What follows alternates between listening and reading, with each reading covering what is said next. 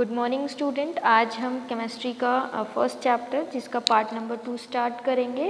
इसके पहले हमने पार्ट 1 में आपको केमिस्ट्री क्या होती है, साइंस क्या होती है, मैटर क्या है, उसको कितने पार्ट्स में डिवाइड किया गया है, आपको मिक्सचर, एलिमेंट्स, कंपाउंड्स, सारी चीज़ें आपको बताई गई हैं। अब हम सेकेंड पार्ट इसका स्टार्ट करते हैं कुछ लॉज के साथ में। ठीक है, तो चलिए देखते हैं कि जो केमिस्ट्री होता है उसमें जो केमिकल कॉम्बिनेशंस होते हैं उसके लिए कुछ लॉज को अप्लाई किया जाता है, तब जाके हमारा जो केमिकल रिएक्शंस होता है या केमिकल कॉम्बिनेशन बनता है। ठीक है, तो कुछ लॉज हम अभी देखेंगे। तो लॉज एंड पोस्टुलेट्स देखते हैं कि क्या होता है, उसके बारे में थोड़ा और डिटेल में जानेंगे अभी हम। तो क्या होता है देखते हैं लॉज एंड पोस्टुलेट्स। तो there are 5 basic laws of chemical combination that govern every reaction. First is law of conservation of mass, second law of definite proportion, third law of multiple proportions, and fourth one is Gay-Lussac's law of gaseous volumes, then fourth one is Avogadro law. इनको detail में देखते हैं हम आगे। तो क्या होता है law of conservation of mass? तो एक छोटा सा डेफिनेशन देखते हैं हम उसका। Matter can neither be created nor be destroyed during any physical और केमिकल चेंजेस। जब भी किसी भी केमिकल चेंज होगा या फिजिकल चेंज होगा, कोई भी रिएक्शन जब बनेगी तो वहाँ पे जो मैटर होगा, आप मैटर को ना तो क्रिएट कर सकते हो और ना ही उसको डिस्ट्रॉय कर सकते हो। ठीक है, तो कंजर्वेशन का मतलब क्या होता है? कंजर्वेशन का मतलब हम देखते हैं कि मतलब सेव कर लेना या फिर प्रिजर्व करना। जिस एग्जांपल से समझते हैं, कार्बन और ऑक्सीजन। तो ऑक्सीजन जो है डायटोमिक होते हैं, जब दोनों को रिएक्ट करवा रहे हैं तो वहाँ पे हमें क्या मिल रहा है? CO2 मिल रहा है। तो CO2 मिल रहा है तो कार्बन का मास यहाँ पे क्या हो जाएगा? 12 ग्राम, और ऑक्सीजन का क्या हो जाएगा? 32 ग्राम। अब 32 ग्राम क्यों होगा? क्योंकि ऑक्सीजन का यहाँ पे क्या है? मॉलिक्यूल है, डायटोमिक फॉर्म में है, O2 है, तो यहाँ पे उसके मास को हम क्या कर देंगे? 16 + 16 इज 32 ग्राम्स। देन रिएक्टेंट में आप देखो, अगर आप रिएक्टेंट साइड में देखते हो CO2, ठीक है, तो CO2 रिएक्टेंट साइड में देखोगे कार्बन प्लस O2। ठीक है, तो ये यहाँ पे रिएक्टेंट का मास कितना हो जाएगा? Carbon 12 + 32 = 44। Same as it is जब आप इसका प्रोडक्ट देखोगे, प्रोडक्ट क्या बना हमारा? CO2।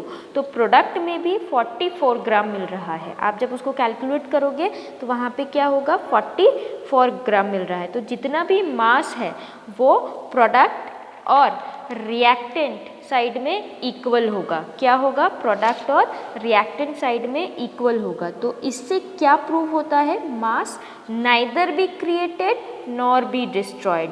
क्या होता है? आप मास को, किसी भी केमिकल रिएक्शन हुआ या फिजिकल प्रोसेस हो रही है, उसमें जो मास होगा उसको आप ना तो क्रिएट कर पाओगे और ना ही क्या कर पाओगे? डिस्ट्रॉयड कर पाओगे। तो यहाँ पे क्या है? ये जो लॉ है ये किसने दिया आपको? एंटोनी लेवॉइसर ने दिया 1789 में। ये फर्स्ट लॉ है जो कि किसने दिया है आपको? एंटोनी लेवॉइसर ने। तो Antony लेवॉइसर established the law of conservation of mass. It states that matter can neither be created nor destroyed. In any other words, we can say that during any physical or chemical changes, कोई भी physical और chemical changes हो रही हैं तो जो total mass of reactant है is equal to the total mass of product. मतलब अभी मैंने आपको एग्जांपल के थ्रू ये समझाया कि जो रिएक्टेंट का टोटल मास होगा उतना ही आपका क्या होगा? प्रोडक्ट का भी टोटल मास होगा। तो क्या बताया गया है? The total mass of reactant is equal to the total mass of product. Clear? क्या होता है law of conservation of mass? कि क्या बोला जा रहा है? It states that matter can neither be created nor be destroyed. Clear? तो यहाँ पे आपको law of conservation of mass समझ में आ रहा है। तो तो law of conservation of mass के बाद हम सेकंड क्या देख रहे हैं, लॉ ऑफ डेफिनेट प्रोपोर्शन। क्या है, लॉ ऑफ डेफिनेट प्रोपोर्शन, आप इसको कांस्टेंट कंपोजिशन भी कह सकते हो। ठीक है, यहाँ पे प्रोपोर्शन का मतलब होता है मात्रा, मतलब अगर हमें यहाँ पे देखें प्रोपोर्शन क्या है, मात्रा, तो मतलब क्वांटिटी। ठीक है, तो क्या बोला जा रहा है, लॉ ऑफ डेफिनेट प्रोपोर्शन को हम सिंपल डेफिनेशन से समझते हैं कि a pure chemical compound always contains same elements combined together in the same definite proportion by weight। क्या बोला जा रहा है यहाँ पे कि a pure chemical compound always contains same elements, जो pure compound केमिकल कंपाउंड होगा, जो भी प्योर हमारा केमिकल कंपाउंड है वो प्योर केमिकल कंपाउंड क्या करेगा, क्या कंटेन करेगा, सेम एलिमेंट को कंबाइन करेगा। ठीक है, एक दूसरे से क्या करेगा, सेम एलिमेंट को कंबाइन करेगा इन दी सेम डेफिनेट प्रोपोर्शन, मतलब उनका जो प्रोपोर्शन होगा वो क्या होगा, सेम होगा। ठीक है, तो यहाँ पे क्या बोला जा रहा है, the same definite proportion by weight, किसके थ्रू, बाय वेट के थ्रू। तो ये जो हमें लॉ दिया है ये किसने दिया है, जोसेफ प्रोस्ट ने दिया है 1799 में। क्लियर, तो यहाँ पे हम देखते हैं कि क्या होता है, थोड़ा सा और इसको डिटेल में देखते हैं कि किसी भी केमिकल कंपाउंड को हम देख रहे हैं, उसका जो रेशियो होता है, अगर वो कंपाउंड है तो अलग अलग एलिमेंट होगा, जो एलिमेंट है उसका एक फिक्स्ड रेशियो होगा। क्या होगा, जो भी एलिमेंट होगा उसका क्या होगा, एक फिक्स्ड रेशियो होगा, वो भी उनके मास की, किसकी बात कर रहे हैं हम, उसके मास की, उनके वेट के प्रोपोर्शन में लेंगे। किसके प्रोपोर्शन में लेंगे हम, उसके वेट के प्रोपोर्शन में लेंगे। तो अगर मैं आपसे कहूँ कि मुझे फॉरेन कंट्री से पानी ला कर दो, किसी भी कंट्री से आपका पानी ला के दो, तो आप मुझे क्या ला के दोगे, H2O, उसका जो कंपोजिशन होगा वो क्या होगा, पानी का, कहीं से भी लेकर आओ क्या होगा, H2O। ठीक है, तो यहाँ पे हम क्या बोल रहे हैं कि आप कहीं से भी मुझे पानी ला कर दो तो आप क्या लेकर आओगे, H2O। ठीक है, तो किसी भी कंट्री से पानी लेकर आओगे तो उसका जो मॉलिक्यूलर फॉर्मूला है वो क्या है, H2O होगा। तो H2O को जब हम लेते हैं तो यहाँ पर H2O का एक फिक्स्ड प्रोपोर्शन होगा। क्या होगा, फिक्स्ड प्रोपोर्शन होगा। तो H2O अगर वेट को देखें, H2O का अगर हम वेट को देखें तो यहाँ पे उसका जो रेशियो होगा वो क्या होगा, 1:16। इसका अगर हम पहले H2O का रेशियो देखें क्या होगा, 1:16, मतलब हाइड्रोजन का मॉलिक्यूलर मास क्या होगा, 1, हाइड्रोजन का एटॉमिक मास क्या है, 1, और ऑक्सीजन का एटॉमिक मास क्या है, 16। तो जब हम इसको वेट के थ्रू लेते हैं, क्योंकि यहाँ पे हाइड्रोजन क्या है, डायटोमिक फॉर्म में है, तो इसका जहाँ यहाँ पे मॉलिक्यूलर मास क्या हो जाएगा, 2:16 होगा। और सिंपल रेशियो को देखें तो यहाँ पे 1:8 होगा, क्योंकि एटॉमिक नंबर क्या है हाइड्रोजन का, 1, और ऑक्सीजन का 8। तो कोई भी केमिकल कंपाउंड होगा उसका एक फिक्स्ड रेशियो होगा। क्या होगा, एक फिक्स्ड रेशियो होगा। ठीक है, तो यहाँ पे आप डेफिनेशन को समझ रहे हैं कि क्या होता है, जोसेफ प्रोस्ट जो है इसने शो किया दैट गिवन कंपाउंड, जो भी हमें कंपाउंड दिया रहेगा उसका हमेशा वो क्या कंटेन करेगा, सेम प्रोपोर्शन ऑफ एलिमेंट्स। जो हमारे पास कंपाउंड होगा उसमें जो एलिमेंट्स होंगे, जो एलिमेंट्स दिए होंगे, उसका जो प्रोपोर्शन होगा वो क्या कंटेन करेगा, सेम प्रोपोर्शन में कंटेन करेगा। किसके द्वारा हम बता रहे हैं, बाय वेट के, किसके, बाय वेट के। क्लियर, तो यहाँ पे इस जो लॉ को हम देख रहे हैं, लॉ ऑफ डेफिनेट प्रोपोर्शन, तो यहाँ पे क्या है, कुछ लिमिटेशंस भी दे रखी हैं। इन लिमिटेशंस को आपको पढ़ना या आपको आना बहुत ज़रूरी है। तो सबसे पहले लिमिटेशंस क्या दे रखा है, तो पहला लिमिटेशन है यहाँ पे जो लॉ है वो फेल हुआ। क्या हुआ, फेल हुआ बताने में। अगर वो केमिकल बताते हैं कि अगर वो केमिकल कंपाउंड उन एलिमेंट से बना है जो आइसोटॉप्स हैं। क्या है, आइसोटॉप्स है। मैं आपको आइसोटॉप्स भी बताऊंगी क्या होते हैं। तो हम क्या बोल रहे हैं कि केमिकल कंपाउंड उन एलिमेंट से बना है जो आइसोटॉप्स हैं, क्योंकि हमें पता है कि जो हाइड्रोजन है वो 3 आइसोटॉप्स में होता है। ठीक है, प्रोटियम, ड्यूटेरियम और ट्राइटियम में। ठीक है, तो यहाँ पे आइसोटॉप्स मतलब कुछ कुछ केस में क्या होता है कि जो हाइड्रोजन का मास होता है वो क्या होता है, अलग होता है, पर atomic number same. Atomic number क्या होता है, सेम होता है। ठीक है, तो यहाँ पे अगर हम देखें कि सबसे पहले मैंने क्या बताया आपको, हाइड्रोजन जो है वो 3 आइसोटॉप्स में है। तो आइसोटॉप्स क्या है आपका, एटॉमिक नंबर सेम होगा लेकिन मास नंबर क्या होगा, अलग होगा, डिफरेंट होगा। तो प्रोटियम में क्या होता है, एटॉमिक नंबर 1 होता है, मास नंबर भी 1 होता है।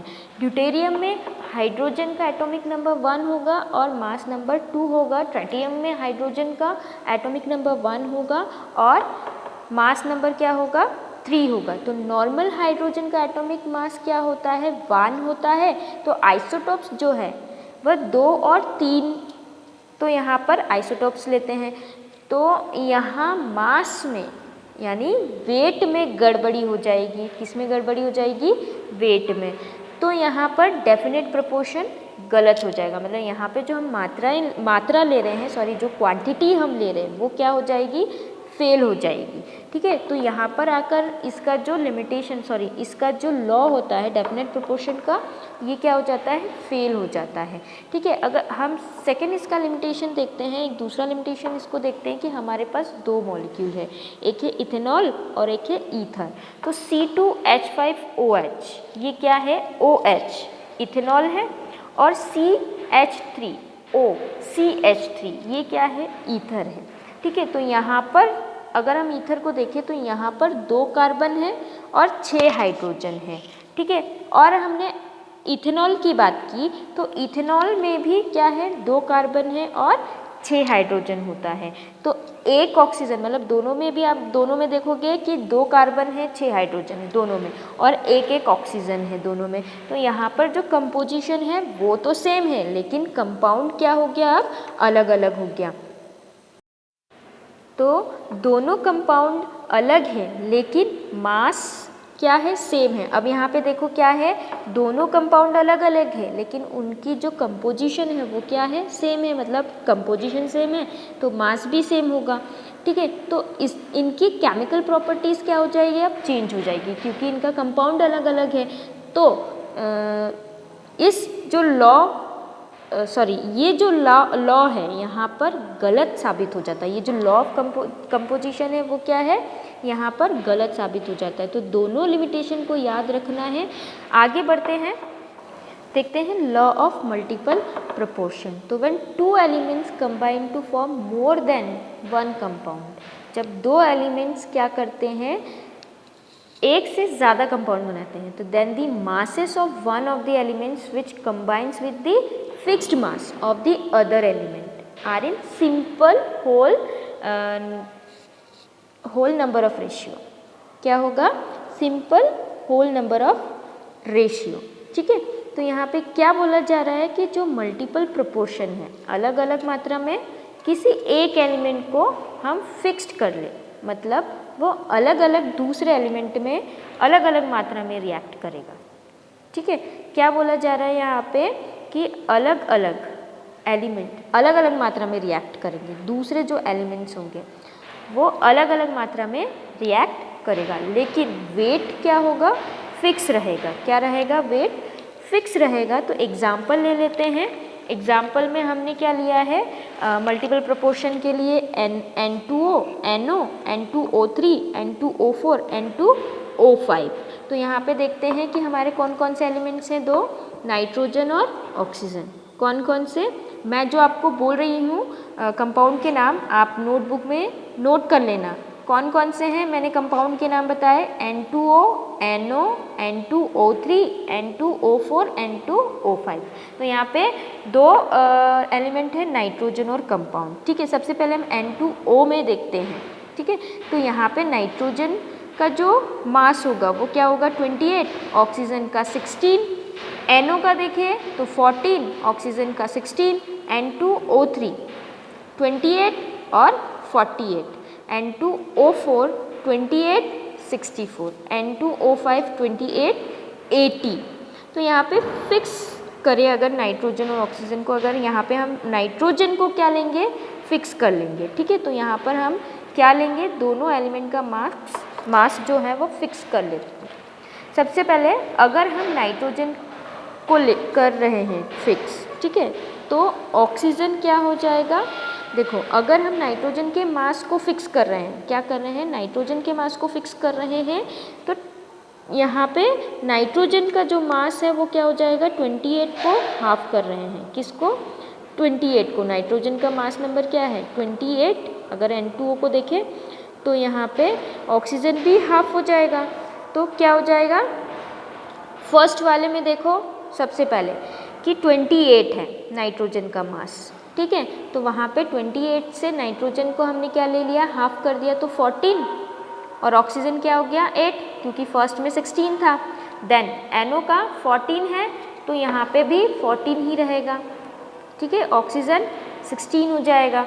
देन नाइट्रोजन थर्ड कंपाउंड अगर देखिए N2O3 में 28 है, 48 ऑक्सीजन है मास नंबर, तो फिक्स नाइट्रोजन करें तो यहाँ पे हाफ करते हैं तो 14 और 48 का half 24। Then fourth compound N2O4 में देखें 28 है मास नंबर, तो यहाँ पे हाफ किया 14 और ऑक्सीजन 64 है तो 32, तो N2O5 28 80 14 और 40 अगर दोनों को हाफ करें, ठीक है, तो यहाँ पे जो रेशियो बनेगा वो कैसे बनेगा, आप देखो 1:2:2:3:4:5 के रेशियो में बनेगा, तो 8 16 24 32 40, और यहाँ पे जो नाइट्रोजन का मास हमने क्या कर लिया था फिक्स, 14 14 14 14 14, ठीक है, तो ये जो है एक सिंपल रेशियो में ऑक्सीजन नाइट्रोजन के साथ कंबाइन करेगा, तो इसी को हम क्या कहते हैं, लॉ ऑफ मल्टीपल प्रोपोर्शन। क्या कहते हैं, लॉ ऑफ मल्टीपल प्रोपोर्शन। तो यहाँ पे डाल्टन जो है, Dalton propose the law of multiple proportion, किसने दिया,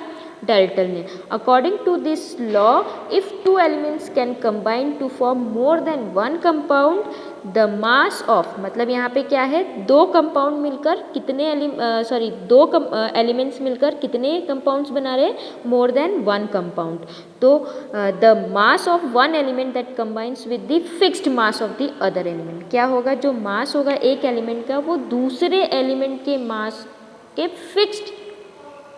फिक्स्ड मास के साथ कंबाइन करेगा, तो is in the ratio of small whole number. आप देखो कि होल नंबर में 1:2:3:4:5 के उसमें आपके होल नंबर में वो क्या हो रहा है, कंबाइन हो रहा है, ठीक है, तो यही होता है आपका क्या, लॉ ऑफ मल्टीपल प्रोपोर्शन। क्या होता है, लॉ ऑफ मल्टीपल प्रोपोर्शन। आप इसको जिस तरीके से मैंने बोला है एग्जाम्पल को, उसको अगर आप एक नोटबुक में नोट करके उसको लाइन से लिखें और उसके सामने उसके मास नंबर और एक पास में उसका टेबल बना ले, फिक्स कर दे उसके मासेस को, तो आप उसको इजीली समझ सकते हैं। क्लियर। नेक्स्ट हम लॉ देखते हैं, लॉ ऑफ रेसिप्रोकल प्रोपोर्शन। ये जो रेसिप्रोकल प्रोपोर्शन दे रखा है, ये जो लॉ है ये आपके टेक्स्ट बुक में नहीं है, ये रेफरेंस बुक्स में है, इसीलिए मैं आपको एक्सप्लेन कर रही हूँ, ठीक है। तो लॉज ऑफ रेसिप्रोकल प्रोपोर्शन और लॉ ऑफ इक्विवेलेंट प्रोपोर्शन, ठीक है, रेसिप्रोकल प्रोपोर्शन को आप इक्विवेलेंट प्रोपोर्शन भी कह सकते हैं। तो when two different elements combine separately with fixed mass of third element, क्या बोला जा रहा है यहाँ पे, जब दो अलग अलग एलिमेंट सेपरेटली कंबाइन होता है with fixed mass of third element, मतलब जो थर्ड एलिमेंट के साथ वो सेपरेटली कंबाइंड होंगे विथ फिक्स मास, किसके, थर्ड एलिमेंट के, तो जो रेशियो होगा in which they do so will be the same, ratio क्या होगा, सेम होगा, और more simple multiple of the ratio in which they combine with each other, ठीक है। तो क्या है, किसी भी कंपाउंड की मात्रा उसके अंदर जो भी एलिमेंट है वो इक्वल है, ठीक है।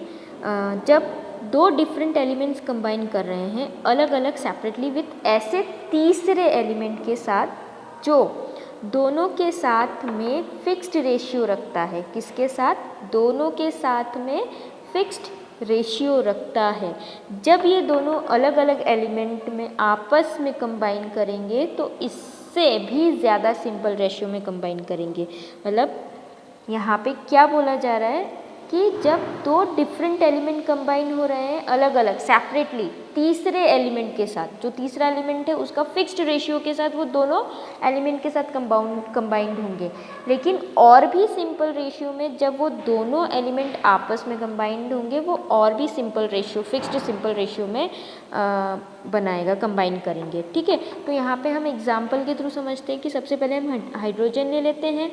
ठीक है, हाइड्रोजन क्या है, H2 डायटोमिक फॉर्म में है। फिर हम क्या ले रहे हैं, ऑक्सीजन के साथ कंबाइन करता है कौन, हाइड्रोजन, तो वहाँ पे क्या बनाता है, H2O बनाता है। और सल्फर के साथ कंबाइन करेगा तो क्या बनाएगा, H2S। तो यहाँ पर आप देखो कि यहाँ पर जो H2 है उसका मास क्या है, फिक्स्ड है दोनों के एलिमेंट के साथ, क्योंकि H2 जब ऑक्सीजन के साथ कंपाउंड बनाएगा तो क्या बनाएगा, कंबाइन होकर H2O बनाएगा। और H2 जब सल्फर के साथ कंबाइन होगा तो वहाँ पे क्या बनाएगा, H2S। तो यहाँ पे जो हाइड्रोजन है दोनों ही कंडीशन में आप देखो हाइड्रोजन का जो मास है वो फिक्स्ड है।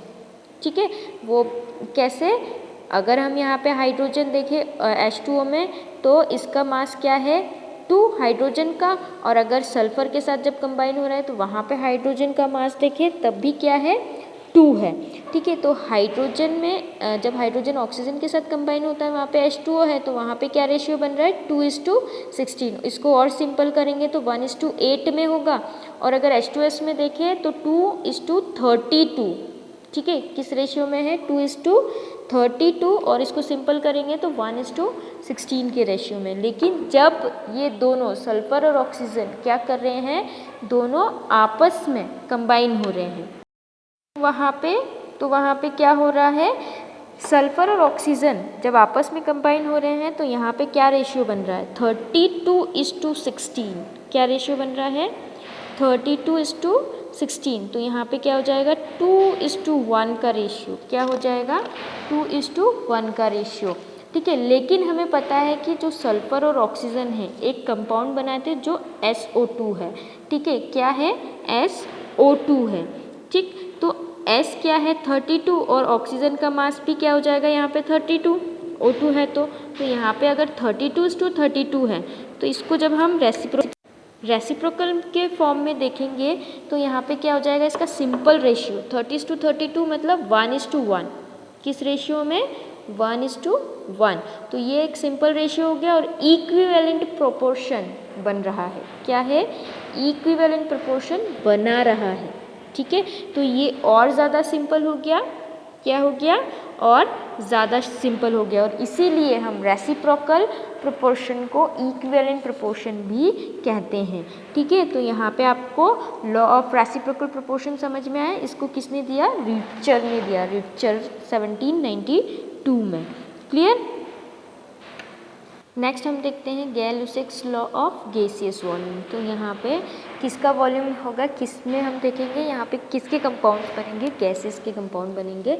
तो व्हेन गैसेस रिएक्ट टुगेदर और produced in a chemical reaction they do so in a simple ratio by volume to one another and to the volumes of the products provided all gases are at the same temperature and pressure.